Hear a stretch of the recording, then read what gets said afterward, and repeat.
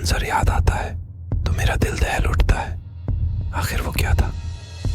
वो महज मेरा कोई ख्वाब था या हकीकत जिसे मैं आज तक भूल नहीं सका। जब कभी वो वाकया मेरा सामने आता है तो खौफ के मारे आज भी मेरे रोंगटे खड़े हो जाते हैं। उस रात की सारी घटना मेरी आंखों के सामने एक फिल्म की भांति चलने लगती है। भयानक और अंधेरी रात, ऊपर से सुनसान इलाका, बड़ा सा उजाड़ कमरा, फिर कंडक्टर की लाश का यूं मिलना। न जाने उस रात क्या होने वाला था, लेकिन हम उस रात सच में बच गए। अगर वो ना होता तो शायद हम सब भी उस कंडक्टर के साथ अपनी जान से हाथ धो बैठते। लगभग 20 साल पहले की बात है। मैंने अपने परिवार के साथ जयपुर घूमने का कार्यक्रम बनाया। बेटा बहुत दिनों से जिद कर रहा था कि पापा मुझे राजस्थान घूमने के लिए ले चलिए। सो मैं उसकी बात मानकर उसे जयपुर घुमाने को राजी हो गया। मैं, मेरी पत्नी रीमा और बेटा संयम घर से जयपुर के लिए रवाना हो गए। हमने 2 दिन में पूरा जयपुर घूम लिया, लेकिन मेरे पास अभी 2 दिन की छुट्टी और भी बची थी। तो मैंने सोचा क्यों ना अजमेर शरीफ भी हो आते हैं। क्योंकि हमारी ये प्लानिंग अचानक हुई थी तो हमें जल्दबाजी में बस का सहारा लेना पड़ा। उस बस में और भी यात्री थे, खासकर बुजुर्गों की संख्या ज्यादा थी। हमारी जैसी केवल एक ही फैमिली थी।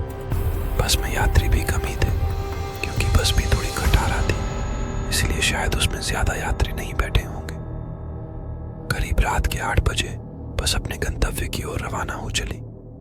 हम तीनों अपनी अपनी सीटों पर टेक लगाकर बैठ गए। संयम तो सो गया, लेकिन मुझे और रीमा को बीच बीच में हल्की हल्की झपकी सी आ जाती। एक तो वीरान और अनजानी जगह, ऊपर से खजाड़ा। बस में मुझे अनकंफर्टेबल लग रहा था। ड्राइवर को भी शायद बहुत जल्दी थी गंतव्य तक पहुंचने की, इसलिए वो भी बस को तेज रफ्तार में भगाए चला जा रहा था। अंदर से डर भी लग रहा था कि कहीं वो बस को ठोक ना दे, क्योंकि अंधेरा घना था। साथ में सुनसान सड़क के किनारे जिन पर ना कोई घर दिख रहा था, और सड़क पर भी इक्का दुक्का वाहन ही दिखाई दे रहे थे। कुछ बुजुर्गों ने ड्राइवर को टोका भी कि बस की रफ्तार जरा धीमी करो। कुछ समय तक तो उसने बस को धीमी रफ्तार में चलाया, लेकिन फिर कुछ देर के बाद उसने फिर से बस की रफ्तार बढ़ा दी। एक बुजुर्ग ने फिर से उस ड्राइवर को टोका कि बस की रफ्तार कम करो, लेकिन मना करने के बावजूद फिर से ड्राइवर ने रफ्तार बढ़ा दी। तब ड्राइवर ने जवाब दिया कि अंकल जी, जो मैं कर रहा हूँ वो बिल्कुल ठीक कर रहा हूँ। मैंने सुना है कि ये इलाका अच्छा नहीं है, बहुत ज्यादा खतरा है इस जगह, और हम इस इलाके को जितनी जल्दी पार करके आगे बढ़ जाएं उतना अच्छा।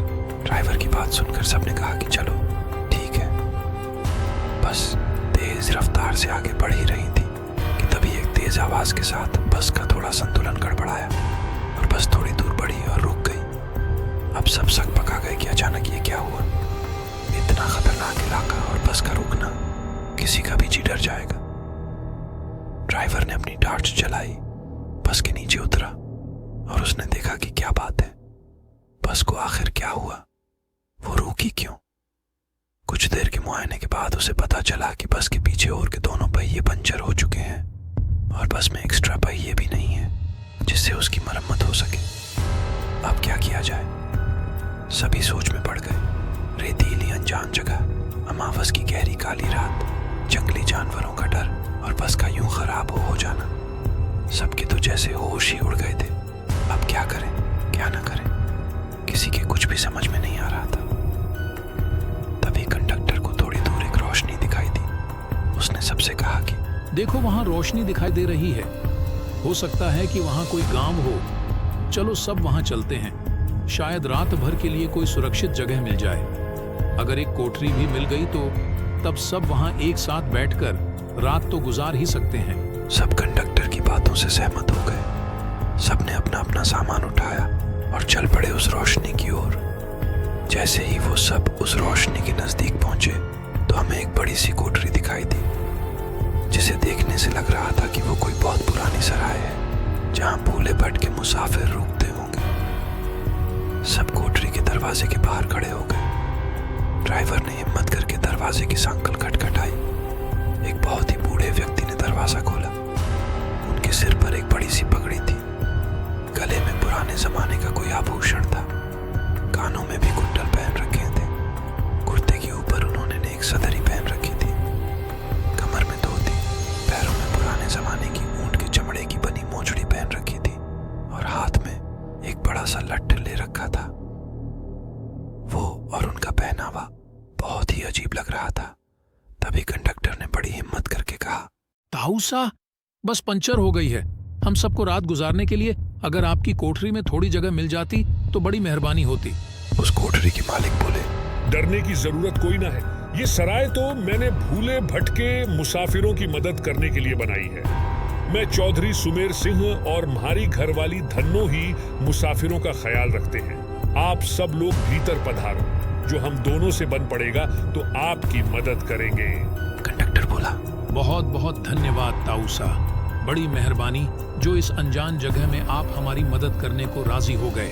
चौधरी सुमेर सिंह बोले, इसमें धन्यवाद की बात है, ये तो म्हारा फर्ज है। म्हारे को बहुत खुशी हुई जो आप लोग म्हारे यहाँ पधारे। ये रहा पानी से भरा मटका। इस बड़ी सी डलिया में पूरियां रखी हैं और उस बड़ी सी बटलोही में आलू की तरकारी होगी। ये रहे पत्तल और आप सब अपना खाना परोस लीजिए। महिलाएं धन्नो के पास चली जाए और पुरुष मेरे साथ आ जाएं। जल्दी से सब खाना खा लो और जिसे बाहर का काम निपटाना हो वो निपटा आए, क्योंकि 12 बजे के बाद कोई भी बाहर नहीं निकलेगा और ना मैं किसी को बाहर निकलने दूंगा और कोई भी इसका कारण नहीं पूछेगा। सबके पास अपनी अपनी हाथ घड़ी होगी। समय के अनुसार काम करके सोने के लिए लेट जाओ। ये रहे कंबल, सब बिछा लो। हम सब ने चौधरी सुमेर सिंह की सारी हिदायतों के अनुसार काम किया और कंबल बिछाकर लेट गए। जिनके पास अपने अपने शॉल और चादर थे वे सब ओढ़ कर लेट गए। चूंकि मेरे पास ओढ़ने वाला बड़ा कंबल था, इसीलिए मैंने बेटे को अपने साथ सुला लिया और मेरी पत्नी औरतों के साथ अपना शॉल ओढ़कर लेट गई। चौधरी जी ने एक बार फिर सबको बाहर न जाने की हिदायत दी और सबको सोने के लिए कहा।